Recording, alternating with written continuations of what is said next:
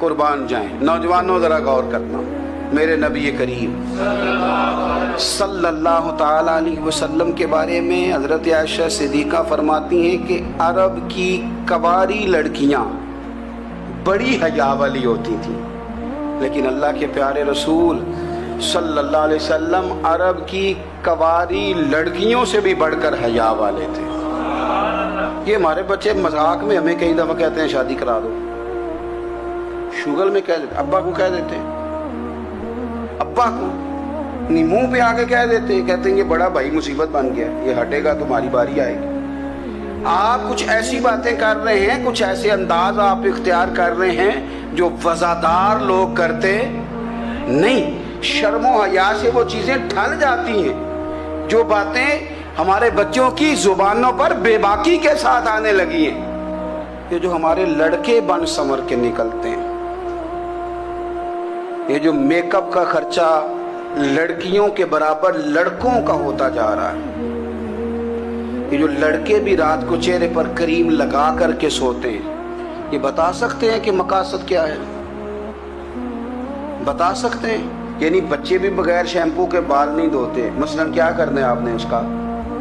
بڑی بڑی قیمتی چیزیں جو ہیں وہ آپ نے رکھی ہوئی ہیں، مقصد کیا ہے؟ یہ جو ہمارے بچے بن سنور کے نکل رہے ہیں تو کیا دعوت دے رہے ہیں سوسائٹی کو؟ شارٹ نکرے پہن کے جو نکلے ہوئے ہیں، اوریاں لباس پہن کے نکلے ہوئے ہیں۔ اقبال نے کہا تھا دیار مشرق حوث میں غلطاں، شباب اوریاں شراب اسیاں، جسے بھی دیکھو غری کے اسیاں، ہم ایسی تہذیب کیا کریں گے؟ شباب اوریاں، تم نے اپنی جوانی ننگی کر ڈالی ہے ساری، معاذ اللہ۔ کن مقاصد کے لیے؟ میں وہ اعداد و شمار بتا نہیں سکتا۔ ہمارے ہاں گند سستا ہو گیا ہے، لوگوں نے گناہ تک پہنچنا آسان بنا دیا ہے۔ آپ دیکھ لیں گندگی دروازے پہ اور گند موبائل میں، کیسے بچائیں ان بچوں کو؟ کیا کریں؟ کلیجے پھٹتے، کبھی باتیں سوچتے ہیں تو سوچتے ہیں آنے والی نسل کو کہاں لے جائیں، کہاں چھپائیں، کیا ایسا کریں کہ یہ بچ جائیں۔ خدا را قربان جائیں حضرت عثمان غنی پر۔ مصنف ابن ابی شیبہ میں صحابہ فرماتے ہیں حضرت عثمان غنی نا بڑے مالدار تھے۔ مال آتا ہے تو لوگ عیاش نہیں ہو جاتے، مال آتا ہے تو لوگوں کی خواہشات بہت بڑھ نہیں جاتی۔ بڑے مالدار تھے، مالدار بھی تھے اور سونے بھی بڑے تھے۔ حضرت اسامہ بن زید کہتے ہیں میں نے زندگی میں اتنا سونا بندہ نہیں دیکھا جتنے حضرت عثمان غنی خوبصورت تھے، پیسہ بھی حسن بھی۔ لیکن فرماتے ہیں کہ حضرت عثمان غنی سب سے بڑھ کر اپنی شرمگاہ کی حفاظت کرنے والے، اور سب سے بڑھ کر صلہ رحمی کرنے والے، رشتہ داروں سے اچھا سلوک کرنے والے، حیا والے، شرم والے، پاکیزگی والے۔ آپ کا ذہن ہے، آپ صبح اٹھتے ہی ذہن بنا لیں کہ میں نے آج اتنا سبق پڑھنا ہے، آج اتنی تفسیر دیکھنی ہے، اتنی عبادت کرنی ہے، فلانی نعت میں نے دیکھنی ہے، فلاں خیر کا کام کرنا ہے، فلاں آدمی کے ساتھ نیکی کرنی ہے۔ صبح ذہن بنا لیں، آپ کا ذہن وہی کام کرنے لگے گا۔ لیکن اگر صبح اٹھتے ہی ذہن میں گندگی ہے، رات کو سوتے ہی معاذ اللہ ذہن میں وسوسے ہیں، تو پھر سارا دن وہی چکی چلے گی، وہی انداز رہے گا۔ تھوڑا سا آپ کو اس کی نگرانی کرنی ہے، تھوڑا سا۔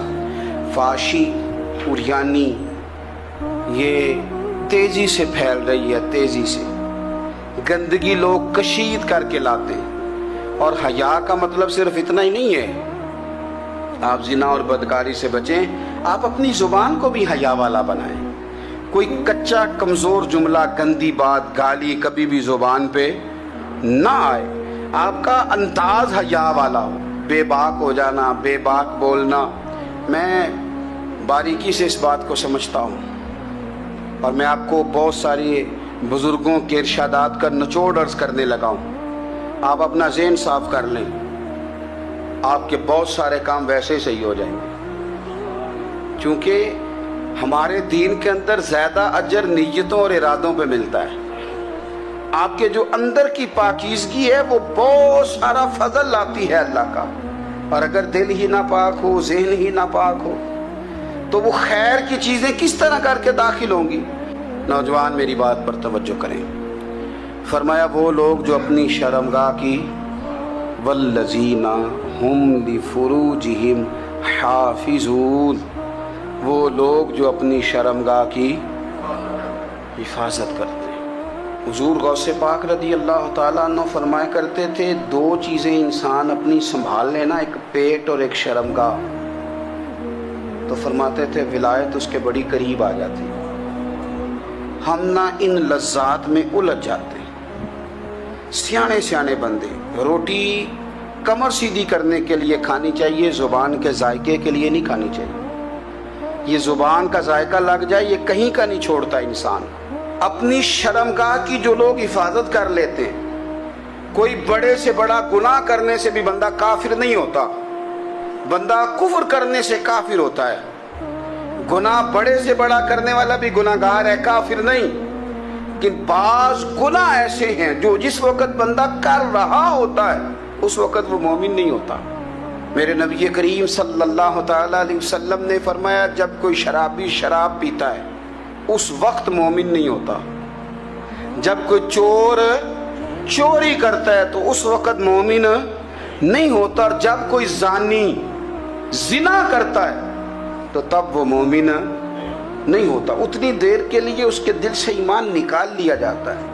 کفل کا ایک واقعہ ترمذی میں ملتا ہے۔ ایک شخص کفل نام کا تھا بنی اسرائیل میں، ایک عورت مجبور تھی، اس کے بچے بھوکے تھے، تو کفل نے اسے مائل کر لیا کہ تو میرے ساتھ گناہ کرے گی تو پھر میں تیرے بچوں کی روٹی تجھے دوں گا۔ تو وہ عورت پہلے تو بیچاری نہ مانی، لیکن بچوں کی بھوک دیکھ کے مجبور ہو گئی۔ جب کفل کے قریب گئی نا وہ عورت، اس نے دروازے سارے بند کر لیے۔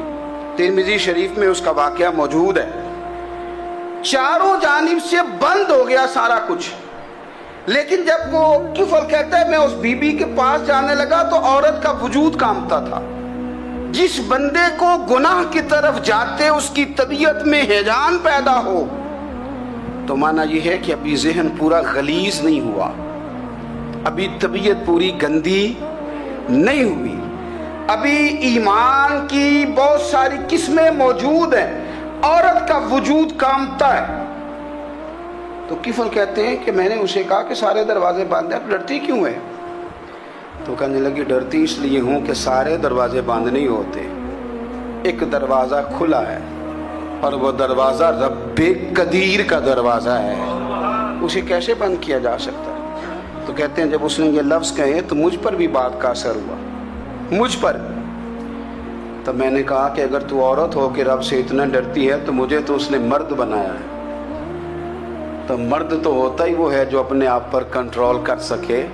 تو اب نہ معاملہ آگے جائے گا، اب یہاں بات رکے گی نہیں، جا میں تجھے آزاد کرتا ہوں۔ عورت گئی، اس نے توبہ کی کفل نے، اور رات رو کے کہنے لگا مالک آج میں نے توبہ کی ہے تو میرے اوپر مہربانی کرنا، میری توبہ ٹوٹنے نہ پائے۔ رات اس نے توبہ کی، رات ہی انتقال ہو گیا۔ لوگوں کو پتا تھا بڑا بے حیا ہے، بد کردار ہے، گناہ گار ہے، شاید لوگ اس کا چہرہ دیکھنے بھی نہ جاتے، پر مالک کریم ہے نا۔ حضور فرماتے ہیں سویرے اس کے دروازے پہ لکھ دیا اللہ نے، لوگوں رب نے کفل کے سارے گناہ معاف کر دیے ہیں، اس کے دروازے پہ لکھ دیا گیا۔ جب آپ اپنی حفاظت کرنا چاہتے ہیں تو اللہ پھر اسباب بھی پیدا کر دیتا ہے۔ اپنی شرمگاہ کی، اپنی نظر کی آپ خوب حفاظت کریں۔ اور میں آپ کو ایک بات عرض کروں، ایک بندے کے باحیا ہو جانے سے نا، ایک بندے کے ٹھیک ہو جانے سے اس کے دائیں بائیں بے شمار لوگ ٹھیک ہو جاتے ہیں۔ نہ چاہتے ہوئے بھی آپ کی نیکی کا اثر آپ کے دوستوں پہ پڑتا ہے، نہ چاہتے ہوئے۔ اور ایک بندے کے بگڑ جانے سے اس کے دائیں بائیں بہت سارے لوگ بگڑ جاتے ہیں، بہت سارے لوگ بگڑ جاتے ہیں۔ آپ اگر اپنے لب و لہجے پر یہ پابندی لگا سکیں اور اپنے آپ کو اگر آپ سنبھال سکیں تو پھر یاد رکھیے گا بڑی ساری چیزیں بہتر ہو جائیں گی۔ اپنی شرمگاہ کی حفاظت کرنے والے الا علی ازواجہم، مگر یہ کہ اپنی بیویوں پر، او ما ملکت ایمانہم، یا اپنی شرعی باندیوں پر۔ اس زمانے میں جو لونڈی خریدی جاتی تھی اس سے بھی وطی کرنا جائز تھا، اگرچہ اب لونڈیاں موجود نہیں ہیں تو یہ فعل بھی موجود نہیں، سوائے اپنی بیویوں پر یا شرعی باندیوں پر۔ फ़इन्नहुम गैरु मलूमीन, फरमाया जो ये काम करे उस पर कोई मलामत नहीं है। अपनी बीवी के पास शरई तरीके से जाए या बांदी के पास जाए। फमन इब्तगा वरा ज़ालिका, और जो आदमी इसके बाद इस हद से बढ़े, इसके सिवा कुछ और करे जो बंदा, फरमाया फ़उलाइका हुमुल आदून, ये लोग हद से बढ़ने वाले हैं। जो लौंडियों और बांदियों के अलावा, अपनी बीवियों के अलावा किसी और जगह गंदगी करें, ये हद से बढ़ने वाले, हदों को क्रॉस करने वाले लोग हैं। फिर इरशाद फरमाया वल्लज़ीना हुम ली अमानातिहिम व अहदिहिम राऊन, और वो जो अपनी अमानतों और अपने वादों की रियायत करते हैं, अमानतें अदा करते हैं, वादे पूरे करते हैं। और वो लोग जो अपनी नमाजों की हिफाजत करने वाले हैं, जिनमें ये खूबियाँ आ गई। मेरा रब फरमाता है नमाज में खुशू वुज़ू हासिल हो गया, फजूलियात से बच गए, ज़कात अदा करने वाले बन गए, शर्मगाह की हिफाजत करने वाले बन गए, अमानतें अहद पूरे करने वाले बन गए, अपनी नमाजों के मुहाफिज हो गए।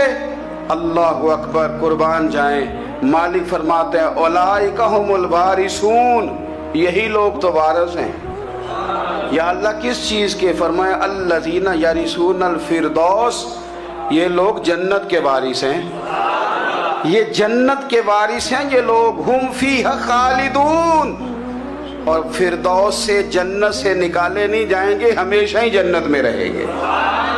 ये आयात अल्लाह का मुतालबा भी है, ये आयात सहाबा, अहले बैत, औलिया अल्लाह, उन तमाम की सीरत का अक्स भी है। और सबसे बढ़कर सैयदा आयशा सिद्दीक़ा फरमाती हैं यही तो आयात हैं जिन्हें अच्छी तरह समझ लोगे तो तुम्हें मदीने वाले के अखलाक भी समझ में आ जाएगा, हुजूर के अखलाक भी तुम्हें समझ में आए। बड़े गौर के साथ सूरह मोमिनून की इन इब्तिदाई आयात पर गौर करना चाहिए। रब फरमाता है कद अफ़लहल मोमिनून, तहकीक मोमिन कामयाब हो गए। कौन से मोमिन? अल्लज़ीना हुम फ़ी सलातिहिम खाशिऊन, वो जो अपनी नमाजों में गिड़गिड़ाने वाले हैं, खुशू के साथ, आजिज़ी के साथ, इनकिसारी के साथ, ज़ौक़ के साथ नमाज पढ़ने वाले हैं। देखिए कुरान ने ये नहीं कहा शुरू में ही कि वो लोग अपनी नमाज पाबंदी से पढ़ते हैं, बल्कि फरमाया वो नमाजों में आजिज़ी करते हैं, वो नमाज में खुशू करते हैं, वुज़ू करते हैं। नमाज हम भी पढ़ते हैं, ढेर सारे लोग हैं जिनका ये मुतालबा है कि मेरा नमाज में दिल ही नहीं लगता। पहली बात तो ये है कि दिल ना भी लगे तो नमाज फिर भी पढ़नी है, और दूसरी बात ये कि दिल लगाने को भी तो कुछ इंसान के पास चीज़ें होनी चाहिए ना, कोई ज़रूरियात होती हैं। सबसे पहली बात ये कि मसला नमाज का नहीं, मसला अहमियत का है। आपने अल्लाह तबारक व तआला की ज़ात की, रब करीम के जलालत की जितनी ज़्यादा अहमियत अपने दिल में महसूस कर ली, उतना ही नमाज की तरफ तवज्जो आपकी बढ़ जाएगी। आप सादी सी मिसाल है, गौर कर लें। जितना आप अपने उस्ताद को प्रोटोकॉल देते हैं, जितनी इज्जत करते हैं, उतना ही वक्त पे आप उनके पास पहुंच भी जाते हैं। अगर आपके दिल में अहमियत नहीं है तो आप टाल देंगे, और जिस उस्ताद की अहमियत है उसके फ़ोन की घंटी बजते ही फ़ोन भी उठाया जाएगा, और बात पूरी मुकम्मल भी नहीं होगी तो कहा जाएगा जैसे आप कहेंगे, और जो वक्त वो देंगे उनसे 10 मिनट पहले पहुंचने की कोशिश भी की जाएगी। बस समझ लें दिल लगने ना लगने का मसला नहीं, अहमियत का मसला है। आप जितनी अपने मालिक की बारगाह की अहमियत समझ लेंगे, उतना ही वक्त पे मस्जिद आएंगे, उतना ही शौक से नमाज पढ़ेंगे। दूसरी बात, नमाज के तर्जुमे पे गौर करें। आप यकीन करें अगर नमाज का तर्जुमा हमें आ जाए ना, तो हमें तो यूँ लगे कि हम तो अपने मालिक की बारगाह में अर्ज़ो मारूज़ करने हाजिर हुए। ये सूरह फातिहा ही देख लें आप। हुजूर फरमाते हैं, रब फरमाता है सूरत फातिहा आधी मेरी है आधी मेरे बंदे की है। जब उसने कहा अल्हम्दुलिल्लाह रब्बिल आलमीन अर्रहमानिर रहीम मालिक यौमिद्दीन इय्याका नअबुदु व इय्याका नस्तईन, जब यहाँ तक वो लफ्ज़ कहता है तो ये हिस्सा मेरा था। उसने अपने रब की तारीफ़ की, और जब कहा ना उसने इहदिनस सिरातल मुस्तकीम, اب بندے نے التجائیں شروع کر دی. اس نے کہا کہ مالک بھی تو ہے, رحمان بھی تو ہے, رحیم بھی تو ہے, عبادت بھی تیری کرتے ہیں تو مدد بھی تو تجھی سے مانگنی ہے نا.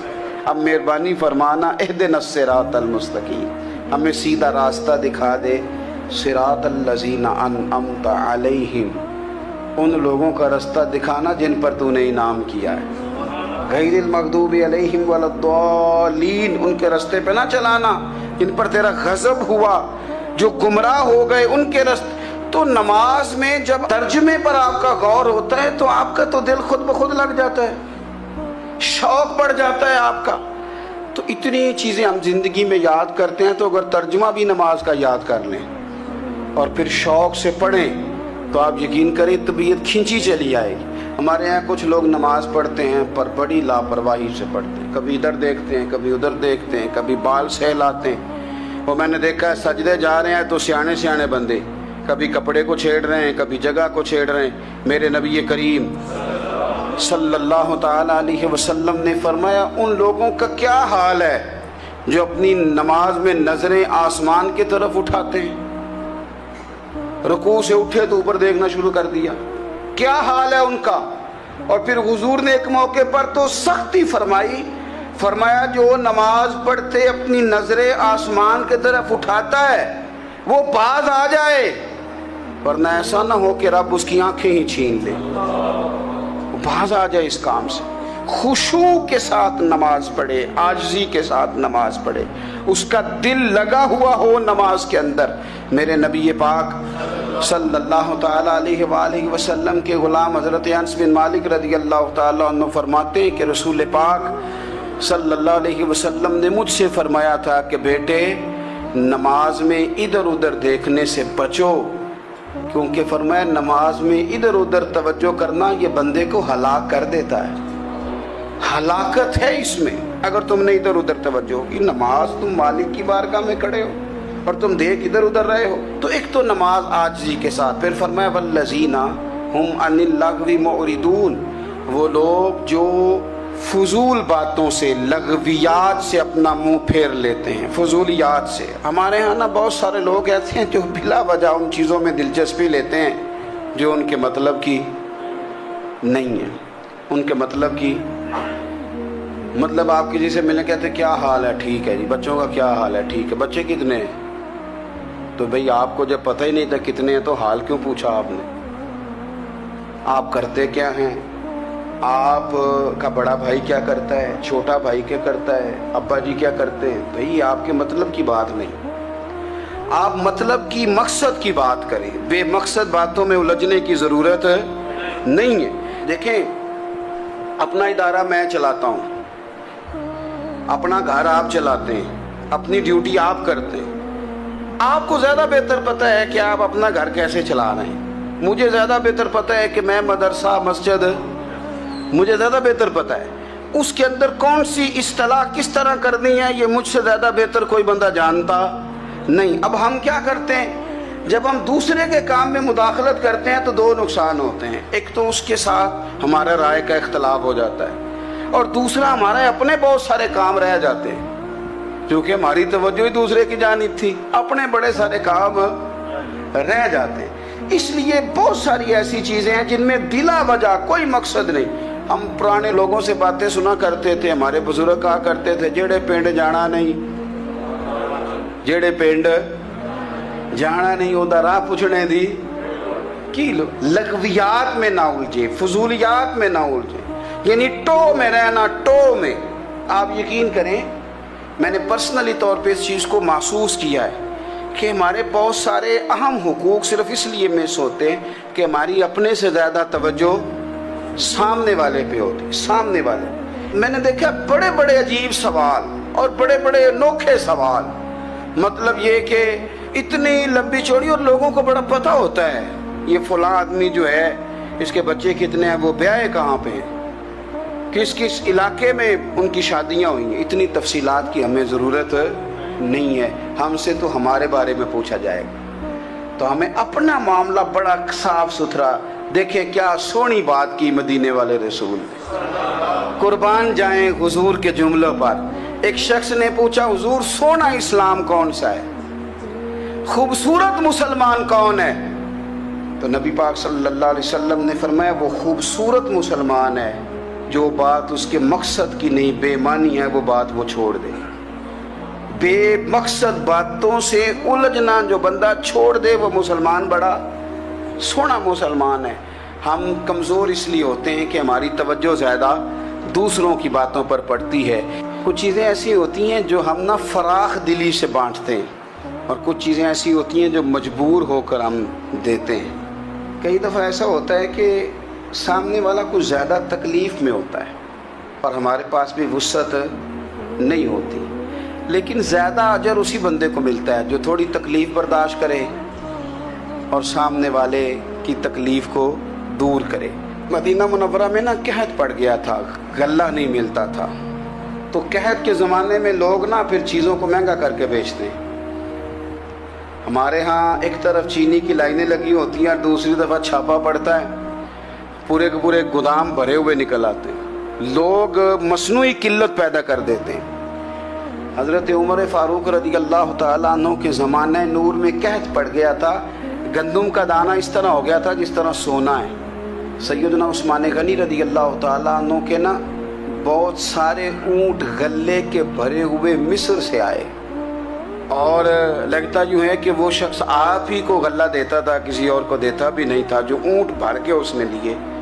تو مدینہ منورہ کے اندر جب وہ مال پہنچا نا، آپ کو بتانا یہ چاہ رہا ہوں کہ ساری تجارت بندوں سے نہیں کرنی چاہیے، کچھ اللہ سے بھی کرنی چاہیے۔ رب سے جو بندہ تجارت کرتا ہے وہ بڑا کامیاب ہوتا ہے۔ وہ غلے سے بھرے ہوئے اونٹ آپ کے پہنچ گئے تو تاجر آئے، انہوں نے آگے کہا عثمان ہم کھول کے نہیں دیکھتے کہ اندر مٹی ہے کہ سونا ہے، اور یہ بھی نہیں پوچھتے آپ نے کتنے کا خریدا ہے، آپ کی زبان پر اعتبار ہے، آپ نے جتنے کا مال لیا ہے نا ہم ڈبل دیتے ہیں، آپ ہمیں دے دیں۔ آپ فرمانے لگے نہیں مجھے زیادہ نفع ملتا ہے۔ انہوں نے کہا 2 گنا، فرمایا نہیں زیادہ ملتا ہے، کہا 3 گنا، فرمایا زیادہ ملتا ہے۔ وہ کہنے لگے اس سے زیادہ تو کوئی تاجر ہے ہی نہیں جو زیادہ دے، فرمایا بس مجھے ملتا ہے نا۔ کتنا ملتا ہے؟ فرمانے لگے لگتا ہے کہ اگر وہ تاجر زیادہ کرم نوازی کرے تو 700 گنا تو دے گا ہی، اور باقی کریم ہے۔ انہوں نے کہا جی نہیں اتنا نہیں ہم دے سکتے، پھر آپ بیچ لیں۔ یہ بات ہی سمجھ میں نہیں آتی۔ لوگ چلے گئے تو حضرت عثمان غنی مال اٹھا کے مسجد کے دروازے پہ لے گئے، جا کے کہنے لگے اے عمر اعلان کر دیں جس غریب کو گندم کی ضرورت ہے، آسانی کے دور میں نہیں دقت کے دور میں، جب لوگوں کو مل نہیں رہی چیز، جس کو ضرورت ہے وہ آئے اور آ کے لے جائے۔ جب جناب عثمان غنی کے اس غلے کا اعلان ہوا تو تاجروں کو اب مسئلہ سمجھ میں آیا کہ یہ 700 گنا کو بندہ نہیں دے رہا، یہ رب کریم عطا فرما رہا ہے۔ میرے عزیز کچھ سودے رب کے ساتھ بھی کریں۔ اگر کوئی بڑا ضرورت مند دروازے پہ آ جائے نا